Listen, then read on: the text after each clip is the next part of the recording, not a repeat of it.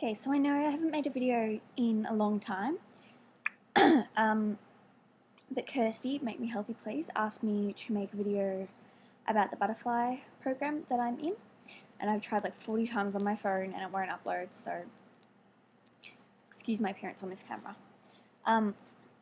Anyway, so just to clarify for people who don't know, the Butterfly Foundation has a day patient program. So the Butterfly Foundation is the main eating disorder awareness foundation kind of support in Australia. And they have a day patient program. I'm not sure if it's anywhere else, but there is one where I live. And so you can go there full-time or part-time, depending on your needs. So I'm full-time. They take anorexia, EDNOS, and bulimia, so I'm there for my anorexia. The program hours are 9 till 3:15 every day, and on Thursdays 9:30 till 1:45. It takes up to 12 participants at once, I'm pretty sure, and it's from the ages of 12 to 24, which is our youngest is about 14 and our oldest at the moment is about 24. So I suppose I'll go through the rules as I explain what a typical day is. So Monday morning when you come in, you bring whatever food you need for the week, and it needs to be checked off and signed by staff. So things like muesli bars, it can't be a single muesli bar, it has to be a packet, or it can't be anything that's been like opened or tampered with. So staff needs to check that off for you, and then you can put it away in your section of the fridge. And then we have community meeting. So community meeting, we basically go over just the messages of the day, what's going on, is there anything that the staff needs to tell us, and then we go around and we say how we're all feeling, like one word, and we talk about what we did the night before. And then we're off to our first group. So first group depends what day it is, I suppose, but like Monday it was self-identity. So the Butterfly Foundation is really emphasizes the fact that the eating disorder is not you are a separate person, and self-identity is really about identifying ourselves again. As all eating disorder sufferers would know, you really believe that the eating disorder is who you are, and you don't know who you are without it. So for like my first group of self-identity, we put anorexia on trial, so charges, all of that, like witness statements. And then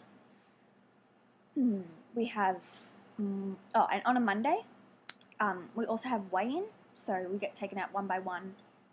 You take off all your clothes except your underwear, bra off as well, put on a gown, and you go get weighed, and then you go get changed again, back into group. We have morning tea. So morning tea time, people who don't purge are able to go to the bathroom by themselves. People who do need to be attended by staff even before the meal, so you need to count 1, 2, 3, 4, blah blah blah. Then we have half an hour for morning tea, so that's 15 minutes preparation time, 15 minutes snacks. But we can, depends, like if we get the preparation done in 10 minutes, we have 20 minutes for eating. So the staff stand around in the kitchen and we get our foods, and we have to bring the boxes out, get out whatever food it is, the staff check it off again, make sure it's okay. Things like muesli bars, you put it on a plate, Big M or something, or a Up and Go, you can put up on the, like there's like a bench and everyone puts their food along it. You need a cup of water, and it needs to be like full pretty much up to the top. No kind of tampering with food, no opening it in the kitchen. The staff, measure out everything, you're watched really, really intently. And then you put once your meal's been approved, you can put it up on the bench and you go and you sit down on the couch and wait for everyone else to be finished. So some people go at a different pace, obviously, and some people have more things to prepare. And then once the staff have then gone around and checked one more time, we're allowed to get our meal. We go sit at the table. It's a long table and the staff members on each side. Rules are hands on the table, nothing that you can hide food in, like sleeves up. You're allowed to break a muesli bar in half once, and that's it. You're not allowed to, they watch you if you look like you're hiding anything or dropping anything, and all crumbs have to be cleaned off the plate. All the yogurt in the tub pretty much has to be eaten, like there can be nothing left.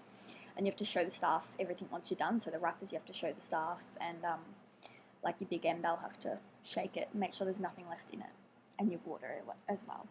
So we play distraction games through, and we just go around and play whatever games we decide. And staff will prompt you if you're going too slow, or if you're, picking, or it's a disordered behaviour, like picking one nut at a time, or, tiny bites, things like that. Then morning tea is over, we go and put our plates and our cups in the cupboard.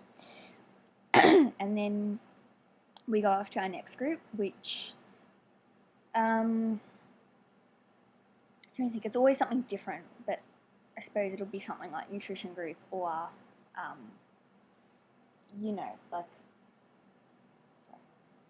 something like that. And after that group, we'll have lunch. So lunch is basically the same. You bring in your own bread and your own things. Everyone watches you do it. The staff get the knives out for you.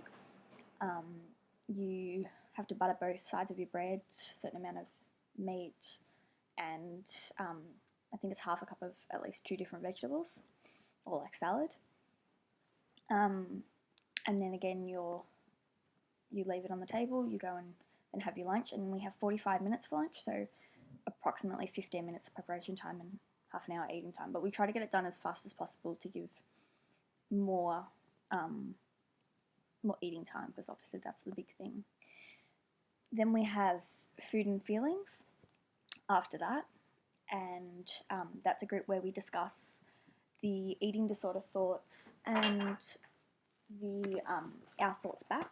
So it's set up like this. So this is our eating disorder talking, and it's something like, you didn't finish again, you fail at recovery, you may as well just continue relapse, you'll be happier, thin. And then there's a part that's you and evidence against your eating disorder. So I'm trying and almost got further than Friday with less time. As long as I try, I'm not going to be as unwell as you'll make me when I'm sick. I'm not going to die trying. And it says like what evidence you have, and at the top you write any behaviours you use during the day, so things like over chewing, over drinking, wanting to wash hands, wanting to pick, shaking like legs. So you're not allowed to do really any movement, otherwise you get told off by staff, even like small things like that, like on the table. So then we have that group and we discuss, how we're feeling about the meal, everything like that. And then we go on to another group. So on Fridays it's like art therapy, or yesterday after we had a food challenge, which I'll go over in a second, we had free time, or on Mondays it's goal setting. So we have to set a goal for the program and for at home. So mine is to finish one of my lunches on time, and my one at home is to not pick my muesli bar into small little pieces, like eat it whole twice. And then you also have a nutrition goal, which you set in nutrition group, which is usually something like social eating, like going out. So after that group, we then go and have afternoon tea. So afternoon tea, we also do community meeting during. It's the same rules again. So we read out during community meeting, like appointments for the next day, go around and what everyone learnt, how they're feeling again, all of that, and then we continue to play a game. Tuesdays is challenge day. So Tuesdays we go out somewhere, or we bring in something, the staff choose. We don't have any say in it. So yesterday for challenge we went to a cafe at a shopping centre, and we got we were made to have a hot chocolate and pick something like a baguette or a sandwich or a focaccia wrap, something like that. And yeah, so you'll constantly, I suppose, be prompted by staff like, please take bigger bites, or you need to hurry up. If you don't finish 2 meals in a row, so you have 3 on the day patient program, if you don't finish 2 in a row, you get sent home because you're seen not to be participating. If you don't, I suppose, depending on how you're going, or I know for challenge day, if you don't finish, then you get given a supplement. Just trying to think what else. It's really intense, like a lot of rules, and the staff are watching you like a hawk. Like you have to be watched by a staff 24/7. Or sorry, as long as you're there, I suppose. You have your key worker, and it was a house, so there's all these different rooms, and they have like lovely like different colours on the walls with like butterflies and stuff like that. So it's a really nice area. It's really hard when you don't even realise you're doing certain things, and they're apparently ED behaviours. I'm just trying to think what else. We have groups like family relations, problem solving, things like that. So it's really, really helpful. I came from Betters, where it was a lot more your own recovery, like you choose to be there, and if you don't want to participate, then just leave the program. Whereas Butterfly is a bit more understanding but more strict. I'm trying to think if there's anything else. Like Betters was good, but I think for like more severe cases, Butterfly would be a bit better, or if you're really stuck in those habits. So no toilets on your own, which is absolutely driving me nuts because I get stage fright and can't pee. And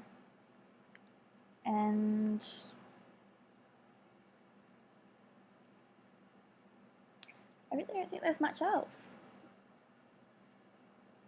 If you have any questions, just ask me.